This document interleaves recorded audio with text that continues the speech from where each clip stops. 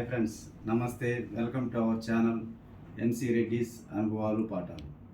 ఈరోజు మనం ఆంధ్ర సాహిత్య చరిత్రకు సంబంధించిన అంశాల గురించి పరిశీలిద్దాం. నన్నయ్య 11వ శతాబ్దంలో ప్రారంభించిన తెలుగు సాహిత్య రచన నేటికి నిరాఘాటంగా సాగుతూనే ఉంది. 1150లో నన్నయ్య మహాభారతాన్ని ప్రారంభించాడు. ఆ తర్వాత అప్పటి నుంచి కేవలం పద్య రూపాల్లోనే సాగుతూ వస్తున్నది తెలుగు సాహిత్యం. పద్య రూపాలు దేన్ని కథా వస్తువులుగా తీసుకున్నారంటే రామాయణం, భారతం, పురాణాలు, వీటి చుట్టే తిరుగుతున్నది. ఎప్పుడైతే బ్రిటిష్ వాళ్ళు భారతదేశానికి వచ్చి తెలుగు ప్రాంతాన్ని కూడా వాళ్ళు పరిపాలించినారో, వాళ్ళ ఆంగ్ల సాహిత్యం తెలుగు వ్యక్తులకు పరిచయం అవడం వల్ల సాహిత్యం కొత్త కొత్త ప్రక్రియల్ని సంతరించుకుంది. కథ, నవల, వచన కవిత, ఆత్మకథ, జీవిత చరిత్ర, వ్యాసం లాంటివి తెలుగు సాహిత్యం కొత్తగా వచ్చి చేరిన ప్రక్రియ. ఈ 1000 సంవత్సరాల సాహిత్యాన్ని మనం పరిశీలిస్తే ఎట్లా పరిణామం చెందుతూ వచ్చింది అన్న విషయాన్ని పరిశీలించి పరిశోధన చేసిన వ్యక్తులు కూడా ఉన్నారు. అలాంటి వాళ్ళల్లో గురజాడ శ్రీరామ్మూర్తి అని ఆయన కవుల జీవితాలు అనే పుస్తకాన్ని రాసినాడు. అలాగే వంగూరి సుబ్బారావు అని ఆయన ఆంధ్ర వాంగ్మయ చరిత్ర అనే పుస్తకాన్ని రాశాడు. ఈ 2 పుస్తకాల్లోనూ ఆ యుగ విభజన ఎలా చేసినారంటే కావ్య లక్షణాలను ఆధారంగా చేసుకొని చేసినారు. ప్రబంధ యుగమని, పద్య కవులనేసి ప్రబంధ కవులని, గేయ కవులని, రామాయణ కవులని, ఇలా భారత కవులని విభజించినారు.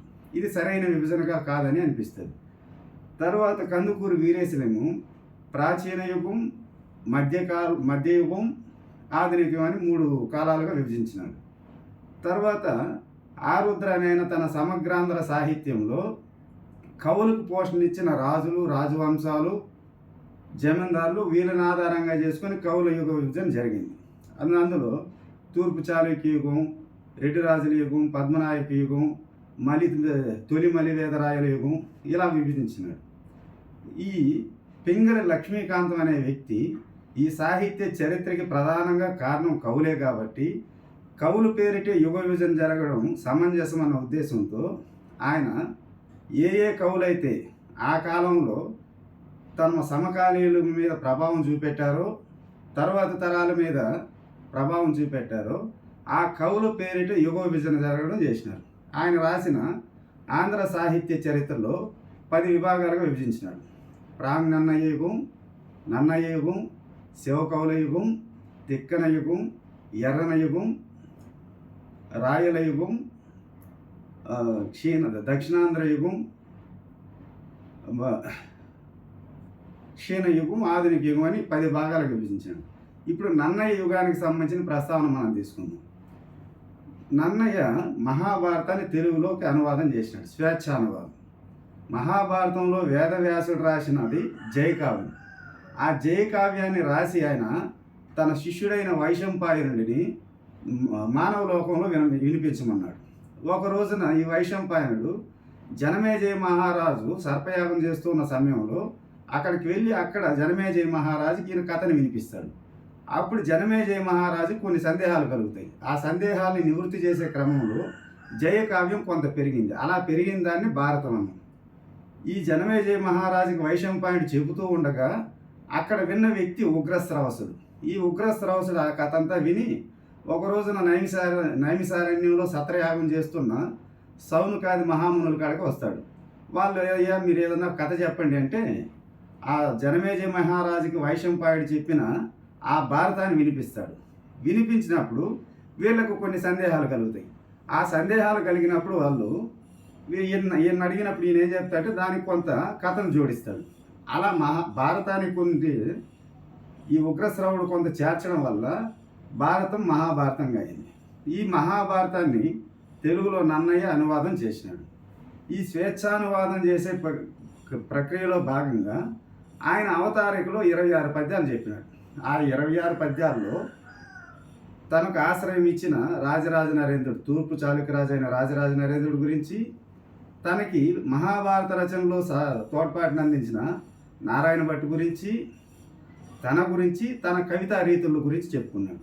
రాజరాజ నరేంద్రుడి గురించి చెప్తూ నిర్మలమైన కీర్తి కలిగిన వాడు, చంద్రవంశానికి అలంకారికుడు, గొప్ప రాజు అని చెప్పని పొగిడాడు. మహాభారతంలో కృష్ణుడు అర్జునుడికి సాయం చేసినట్లుగా కురుక్షేత్ర యుద్ధంలో నన్నయ్య భట్టుకి నారాయణ భట్టు మహాభారత రచనలో సాయం చేశాడని ఆయన్ని కృష్ణుడితో పోల్చినాడు నారాయణ భట్టుని. తర్వాత తన గురించి చెప్పుకున్నాడు. ముగ్ధల గోత్రుడని, ఆపస్తంభ సూత్రుడని, నిత్యం జపహోమాలు చేసేవాడని, నిత్య సత్యవచనుడని, వేదాల్ని అధ్యయనం చేసిన వాడిగా నన్నయ్య తన గురించి తాను చెప్పుకొని తన కవితా రీతుల గురించి చెప్తాడు. ఆ కవితా రీతులు కూడా ఒక పద్యంలో చెప్తాడు. సారమతిం గవీంద్రులు ప్రసన్న కథ కలితార్థ యుక్తి లోనారసి మేరు నానేతర లక్ష్య రమ్యతనాదరింప నానా రుచిరార్థ సూక్తినిది నన్నయ్య భట్టున్ తెనుంగునన్ మహాభారత సంహిత రచన బంధురుడయ్యే జగద్దితంబుకన్. ఇక్కడ నన్నయ్య ప్రస్తావించిన 3 అంశాలు. ప్రసన్న కథ కలితార్థ యుక్తి. ప్రసన్న కథ కలితార్థ యుక్తి అంటే మహాభారతం సహజంగా కౌరవులకి పాండవులకి మధ్య జరుగుతుంది. ఆ జరుగుతున్న కథల మధ్యలో ఉపాఖ్యానాలు, ఆఖ్యానాలు వస్తాయి, అంటే ఫ్లాష్ బ్యాక్ స్టోరీస్ లాంటివి. అది వచ్చినప్పుడు ఈ ప్రధానమైన కథకి భంగం కలగకుండా ప్రసన్నంగా సాగేలాగా నేను రచన చేస్తాననడం వల్ల ప్రసన్న కథ కలితార్థ యుక్తి అనొచ్చింది. అక్షర రమ్యత. ప్రతి వ్యక్తి, అది చిన్నపిల్లవాడైనా, శబ్ద సౌందర్యాన్ని ఇష్టపడతాడు. కాబట్టి ఆ శబ్ద సౌందర్యం ఉండేలాగా నేను మహాభారత రచన చేస్తానని అన్నాడు. దానికి మనం కొన్ని ఉదాహరణగా పద్యాలు కూడా చెప్పుకోవచ్చు. ద్రౌపదికి పరాభవం జరిగినప్పుడు దుశ్శాసనుని ఉద్దేశించి భీముడు ఒకటి చెప్తాడు. కురువృద్ధులు గురువృద్ధ బాంధవులు అనేకులు సూచుచుండ మదోద్ధరుండై ద్రౌపదిని ఇట్లు చేసిన కలుని దుశ్శాసనం లోక భీకర లీలను వధించి తద్విపుల వక్షశైల రక్తం నిర్జర ముర్వీపతి సూచుచుండని ఆస్వాదింతు నుగ్రహ కృతిని అంటాడు. అలాగే నన్నయ్య చిట్ట చివరి పద్యం, అరణ్య పర్వంలో ఆఖరి పద్యం ఆయన రాసిన దాంట్లో అప్పుడు వెన్నెల గురించి వర్ణిస్తూ ఆయన అంటాడు. శారదా రాత్రులు ఉజ్వల నసత్తర తారక హారా పంక్తులను జారు ఒక సన్న వికైర ప్రగంధ బంధురు తారు సమీర సౌరభము దాల్చి సుధాంశ వికీర్యమాన కర్పూర పరాగపాను రుచిర పూరంబులు అంబర పూరితంబులై. మనకు అర్థాలు భావాలు తెలియకపోయినప్పటికీను ఆ శబ్దం మనల్ని ఆకట్టుకుంటుంది. కాబట్టి నన్నయ్య అక్షరరమ్యతను సాధించినట్లుగా చెప్పవచ్చు.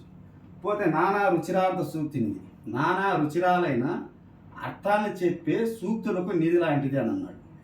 ఒకచోట కురు పాండవుల చిల్లర చేష్టలను చూసి ఓ నన్నయ్య అంటాడు, అంటే విధుడి చేత చెప్పిస్తాడు. గత కాలము మేలు వచ్చు కాలము కంటే, అంటే రామాయణ కాలంలో తీసుకుంటే ఏ నలుగురికి అక్కడ రాజు మీద ఆశ లేదు. కానీ ఇక్కడ చిన్నప్పటి నుంచి దుర్యోధనుడు అయితే రారాజు అని తిరిగేవాడు. మరి తిక్కని చెప్పినట్టు మనం ధర్మరాజు గురించి చెప్తే మెత్తని పులి, అంటే చిన్నప్పుడే ధర్మరాజు కూడా రాజ్యకాంక్ష ఉంది, కాబట్టి ఆయన బయట వల్ల దుర్యోధను బయటపడిపోయినాడు. కాబట్టి ఇలాంటి వాటిని చూసి గత కాలము మేలు వచ్చు కాలము కంటేనన్నాడు. తర్వాత ఒక సందర్భంలో ఉదంకుడు పౌష్య మహారాజు ప్రతిశాపాలు ఇచ్చుకున్నప్పుడు ఈ శాపాన్ని వెనక్కి తీసుకోమని చెప్పిన ఉదంకుడు అడిగితే పౌష్య మహారాజు ఒక మాట అంటాడు, అయ్యా బ్రాహ్మణుడి మాట కఠినంగా ఉంటుంది, మనసు సున్నితంగా ఉంటుంది, కానీ క్షత్రియుడి మాట సున్నితంగా ఉంటుంది, మనసు మాత్రం కఠినంగా ఉంటుంది. కాబట్టి నేను వెనక్కి తీసుకోను, నువ్వే ఆ శాపాన్ని వెనక్కి తీసుకో అంటాడు. ఇలాంటి సూక్తుల్ని మనం నన్నయ్య రాసిన మహాభారతంలో చూడొచ్చు. పోతే నన్నయ్యకి 2 బిరుదులు ఉన్నాయి, ఆదికవి, శబ్దశాసనుడు. ఎక్కడ కూడా నన్నయ్యను గురించిన గౌరవం తిక్కనికి, ఎర్రనికి, శ్రీనాథుడికి ఉన్నదే కానీ ఈ నన్నయ్యని పొగుడుతూ ఆ బిరుదులు ఇచ్చిన సందర్భాలు అయితే లేవు. కానీ మారణ మార్కండేయ పురాణంలో ఆంధ్ర కవితాగూడు అన్నాడు. కొలని గణపతి దేవుడు శివయోగసారంలో ఆంధ్ర కావ్య పదమును తీర్చినవాడు అన్నాడు. రామరాజభూషణుడు అయితే మహిన్ వాగనుశాసుడు రచయింపనది. అంటే నన్నయ్యకి 2 బిరుదులు ఉన్నాయని స్పష్టంగా అర్థమవుతుంది. ఆదికవి, శబ్దశాసనుడు. ఆదికవి అంటే మొదటి కవి అని మనకు తెలుసు. అంతకు మునుపు, అంటే నన్నయ్యకు మునుపు ఎలాంటి ప్రాతిపదిక లేకుండా ఈయన కొత్త పద్యాలను సృష్టించి ఈ మహాభారత రచనకి శ్రీకారం చుట్టినాడు అనడం అతిశయోక్తి అవుతుంది. నన్నయ్య కంటే ముందు కావ్యాలు ఉంటాయి, కాకపోతే దొరకలేదు, ఆధారాలు లేవు. కాబట్టి ఇంక తన మార్కండేయ పురాణంలో ఆంధ్ర కవితా గురుడు అని అన్నాడు. కాబట్టి మనం ఆదికవి అనే బిరుదును మనం నన్నయ్యకి ఇచ్చుకోవచ్చు. తర్వాత శబ్దశాసనుడు, వాగన శాసనుడు. శబ్దాలను శాసించినాడు. అంటే నన్నయ్యకు పూర్వం మనకు దొరికిన ఆధారాలైన శాసనాలను పరిశీలిస్తే అందులో అక్షరాలు కొంచెం డిఫరెంట్గా ఉన్నాయి, వాక్య నిర్మాణాలు కూడా తేడాలు ఉన్నాయి. ఇలాంటి తికమకని సవరించి రాసినాడు. తరాల వాళ్ళు అనుసరించినారు కాబట్టి నన్నయ్యకి శబ్ద శాసనుడు లేదా వాగన శాసనుడు అనే బిరుదు అతికినట్టు సరిపోతుంది. మరి నన్నయ్య ఈ మహాభారతాన్ని ఎందుకు రచించినాడు? సంస్కృతంలో భాగవతం ఉంది, రామాయణం ఉంది, కాళిదాసు రాసిన నాటకాలు ఉన్నాయి, ఆయన రాసిన కావ్యాలు ఉన్నాయి. వాటన్నింటినీ కాకుండా కేవలం మహాభారతాన్ని ఎందుకు రాసినాడు అని అంటే 2 కారణాలు చూడొచ్చు మనం. రాజరాజ నరేంద్రుడు నన్నయ్యకి ఆశ్రయం ఇచ్చినాడు.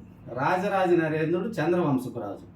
మహాభారతంలో కురు పాండవులు కూడా చంద్రవంశపు రాజులే. వీళ్ళు నా పూర్వీకుల కథ నేను వినాలి, అలాగే ఈ తెలుగు ప్రాంతంలో ఉన్న ప్రజలు కూడా తెలుసుకోవాలన్న ఉద్దేశంతో నన్నయ్యని రాజరాజ నరేంద్రుడు ఆజ్ఞాపించడం చేత నన్నయ్య మహాభారత రచనకు పూనుకున్నాడు. ఇది ఒక కారణం. అయితే నన్నయ్య సహజంగానే వైదిక ధర్మాన్ని పాటించే వ్యక్తి.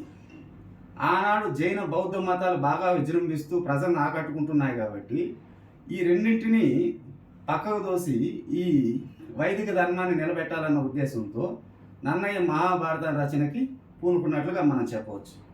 తర్వాత నన్నయ్యకి సంబంధించిన సమకాలీకులు ఉన్నారు. ఆ సమకాలీకులు ఎవరంటే అధర్వణాచార్యుడు, వేములవాడ భీమకవి, నారాయణ భట్టు, పావులూరి మల్లన, మల్లియ రేచన్.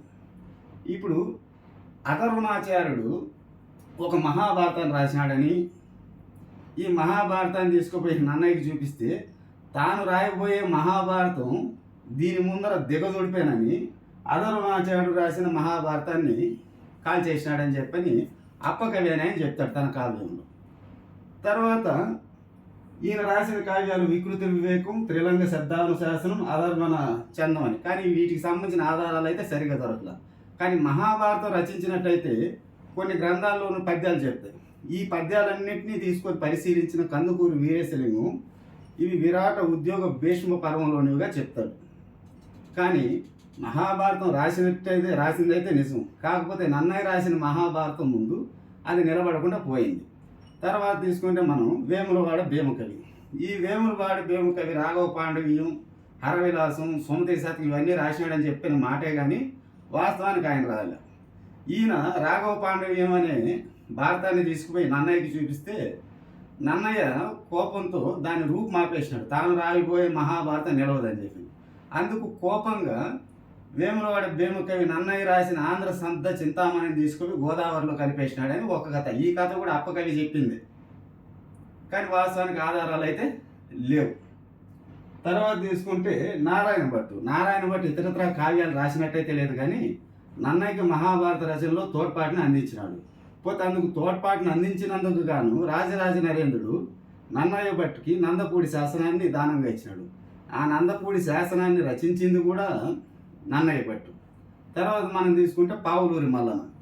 ఈ పావులూరి మల్లన సంస్కృతంలో మహావీరాచార్యుడు రాసిన గణిత సారాన్ని ఈయన పావులూరి గణితం పేరిట వెలయించినాడు.